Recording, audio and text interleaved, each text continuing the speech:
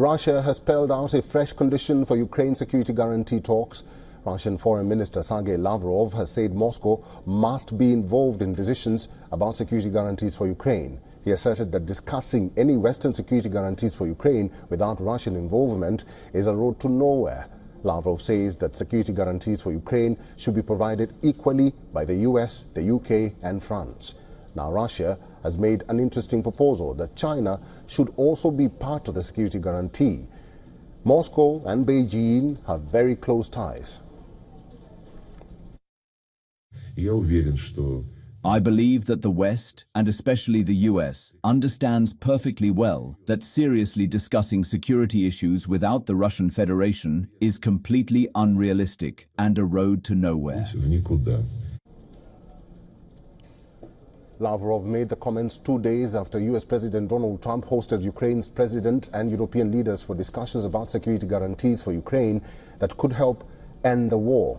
Lavrov also said that Moscow is ready to discuss the political aspects of a settlement with Ukraine. He went on to say that Russia is ready to conduct talks in any format and to raise the level of delegations in negotiations. But he repeated Moscow's insistence that any meeting of the Russian and Ukrainian leaders should be the culmination of such negotiations and will need to be carefully prepared.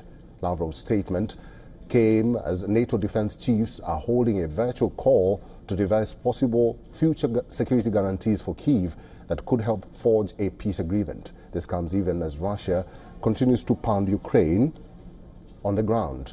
Russia struck Ukraine's northern region of Sumy. The overnight attack injured at least 14 people, including a family with 3 children.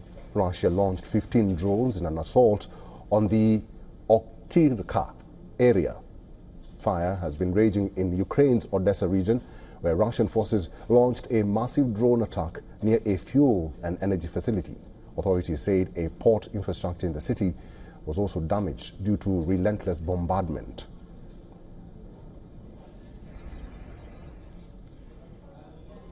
Retired Lieutenant Colonel Daniel L. Davis is a military expert and host of Daniel Davis Deep Dive on YouTube. He's now joining us live from Starling, Virginia. Colonel Davis, good to see you and welcome. Russia is suggesting roping in China as part of security guarantees. How will that change the dynamics of the whole peace deal or the war in Ukraine? Well, you know, I think it's a very interesting discussion and new elements into the conversation here, because Russia, Sergei Lavrov actually yesterday complained that all these talks about security guarantees for Ukraine and for the European Union, et cetera, he said, how can you have all these conversations about security guarantees to end the war and not have talks about Russian security guarantees? Because Russia also feels like, and from their perspective, the reason they entered this war, in fact, was because of the NATO coming into it, was because of what they viewed as being the Ukraine side oppressing the ethnic Russians that lived inside of their country, that they were attacking them in the east, etc.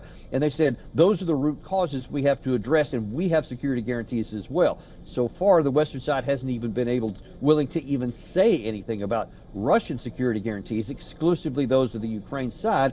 But the Russian side is saying, okay, we're willing to talk and potentially even accept Western countries into a peacekeeping force inside of Ukraine, which is a big change, by the way. That wasn't the case at all up until just very recently. But they say it also may need to include Chinese troops, and that could be a very bitter pill to swallow for anybody in the United States or Western Europe, to have actual Chinese soldiers come into a European country to provide security for the Russian side.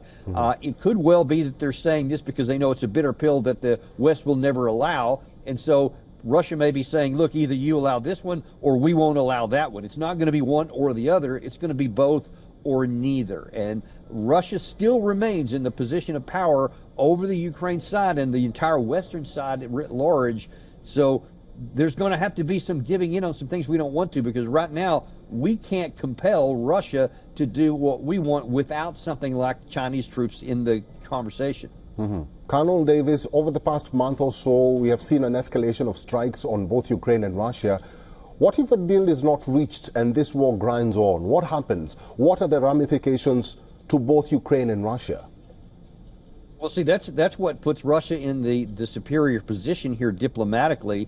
because they can continue fighting. If no deal is reached that they like, they're okay with it. They continue to say that.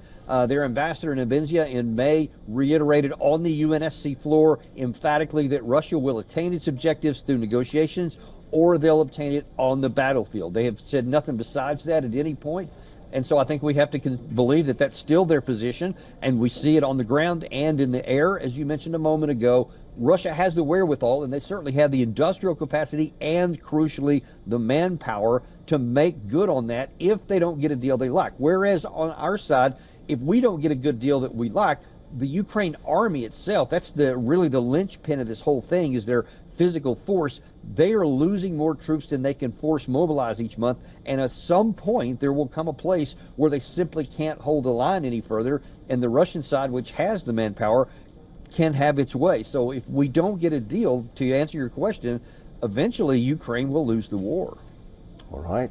Colonel Davis, it's good to see you. We'll have to end this discussion there. Thank you for talking to us today. Always my pleasure. Thank you.